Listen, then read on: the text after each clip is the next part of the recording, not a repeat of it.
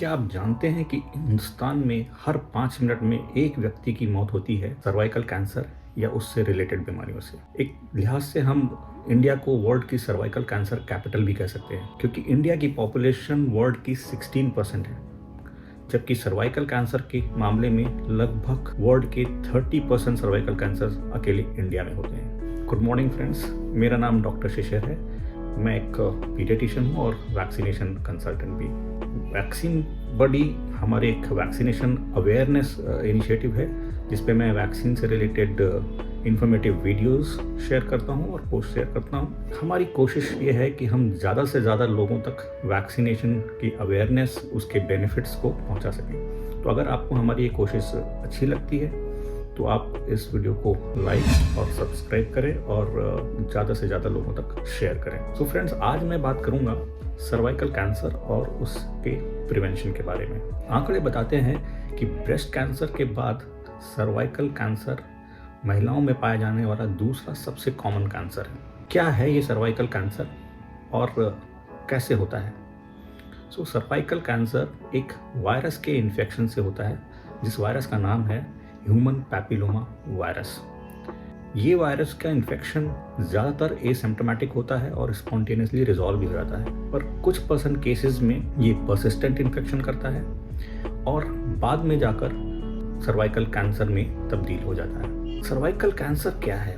लोगों के अंदर अक्सर ये मिसकंसेप्शन, ये धारणा रहती है कि शायद सर्वाइकल कैंसर सर्वाइकल स्पॉन्डिलाइटिस का दूसरा नाम है या सर्वाइकल स्पाइन से रिलेटेड ही कोई दूसरी बीमारी है। असल में अगर हम देखें तो फीमेल रिप्रोडक्टिव सिस्टम का एक मेजर ऑर्गन है यूट्रस, जिसको हम हिंदी में गर्भाशय या बच्चेदानी भी कहते हैं। सो यूट्रस के लोअर पार्ट को हम सर्विक्स कहते हैं। तो जो कैंसर इस सर्विक्स में होता है, इस पार्ट से ओरिजिनेट होता है, उसको हम सर्वाइकल कैंसर कहते हैं। ऐसा देखा गया है स्टडीज में कि एक अनवैक्सीनेटेड फीमेल 80% चांस है कि वो अपनी लाइफ में कभी न कभी HPV के इन्फेक्शन से ग्रसित होगी, क्योंकि इसका डॉर्मेंट पीरियड जो है, इन्फेक्शन से लेके कैंसर के लक्षण उभरने तक का टाइम काफ़ी लंबा है, करीब 15-20 साल लग सकते हैं और ज़्यादातर केस में ये एसिम्प्टोमेटिक रहता है।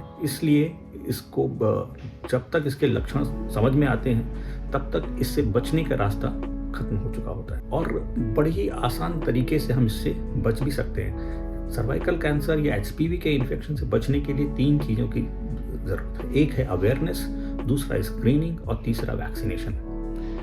अवेयरनेस के जरिए अगर हम किसी बीमारी के बारे में जानते हैं, उसके खतरों को भांपते हैं, तो हम उसके बारे में ज़्यादा जागरूक होते हैं और उससे बचने के उपाय ढूंढते हैं। सर्वाइकल कैंसर की स्क्रीनिंग बहुत ही आसान OPD प्रोसीजर है। गायनेकोलॉजिस्ट OPD में चेकअप करके सर्विक्स से कुछ सेल्स स्क्रैप आउट करके लैब में भेजती है और उससे ये पता चल सकता है कि क्या वहाँ पे कुछ एबनॉर्मल सेल्स की ग्रोथ हो रही है, क्या वहाँ पे कोई एबनॉर्मल एक्टिविटी है, क्या सर्वाइकल कैंसर की होने की उधर चांस है, और है भी तो वो किस स्टेज में है। रिकमेंडेशन है कि 30 साल की एज के बाद हर फीमेल को एवरी 5 इयर्स ये पैप टेस्ट करवाते रहना चाहिए। तीसरा जो सबसे इम्पॉर्टेंट टूल है सर्वाइकल कैंसर से बचने का, वो है दोस्तों सर्वाइकल कैंसर की वैक्सीन। आज हम खुशकिस्मत हैं कि एक बहुत ही सेफ और इफ़ेक्टिव सर्वाइकल कैंसर की वैक्सीन अवेलेबल है। 3 तरह की वैक्सीन सर्वाइकल कैंसर की बनी है, एक बाईवेलेंट, क्वाड्रीवेलेंट और 9वेलेंट जो अभी रिसेंटली आई है। बाईवेलेंट वैक्सीन यानी कि सर्वरिक्स, जिसका ट्रेड नेम है, वो करीब 2800 रुपीज़ के आसपास की पर डोज पड़ती है, बट अभी कुछ महीनों से वो मार्केट में अवेलेबल नहीं है। इसके अलावा दूसरी जो वैक्सीन है क्वाड्रीवेलेंट यानी कि गार्डासिल और 9वेलेंट यानी गार्डासिल 9, ये मार्केट में अवेलेबल हैं। क्वाड्रीवेलेंट वैक्सीन 4000 रुपीज़ अप्रॉक्सीमेटली पर डोज पड़ती है और गार्डासिल 9 थोड़ी सी कॉस्टली है, वो अप्रॉक्सीमेटली 10,500 रुपीज़ पर डोज उसकी कॉस्ट है। तो शेड्यूल क्या है, किसको लेना चाहिए, रिकमेंडेशंस क्या है? सो आज इंडिया में 9 ईयर्स से लेके 45 ईयर्स तक के लोगों को सर्वाइकल कैंसर की वैक्सीन रिकमेंडेड है। हालांकि 9 to 26 ईयर्स आइडियल एज हो सकता है। जितनी छोटी एज में हम सर्वाइकल कैंसर की वैक्सीन लेते हैं उतना ज़्यादा चांस है कि वैक्सीन इफेक्टिव होगी, क्योंकि जैसे जैसे एज बढ़ती है, मेंस्ट्रुअल एक्टिविटीज़ बढ़ती हैं, सेक्सुअल एक्टिविटीज़ बढ़ती हैं, HPV के इन्फेक्शन के चांसेस भी उसी तरह से बढ़ते रहते हैं। और एक बार HPV का इन्फेक्शन हो गया तो वैक्सीन शायद इफेक्टिव नहीं रहती। हाँ, ये भी आपको जानना चाहिए कि सर्वाइकल कैंसर की वैक्सीन लेने से पहले HPV टेस्ट कराना मैंडेटरी नहीं है। आप बेहिचक बिना टेस्ट कराए भी HPV की वैक्सीनेशन ले सकते हैं। शेड्यूल की बात करें तो गार्डासिल या गार्डासिल 9 की 3 डोज का शेड्यूल है, जो 0, 2 और 6 मंथ्स पे होता है। यानी कि जिस दिन आपने वैक्सीनेशन शुरू करी वो 0 डे, उसके 2 महीने के बाद और इनिशियल 0 डे से 6 मंथ्स के बाद, ये 3 शेड्यूल हैं। गार्डासिल 9 की रिकमेंडेशन 9 to 26 ईयर्स तक है, वेयरएस गार्डासिल 4 यानी कि जो नॉर्मल गार्डासिल है उसकी रिकमेंडेशन 9 to 45 ईयर्स तक के लिए है। इंडिया की मैं बात कर रहा हूँ, इंडिया के बाहर दोनों 9 to 45 ईयर्स तक रिकमेंडेड है। गार्डासिल 4 9 to 14 ईयर्स की फीमेल में सिर्फ 2 डोज रिकमेंडेड है और 14 ईयर्स से ऊपर इसकी 3 डोज रिकमेंडेड है।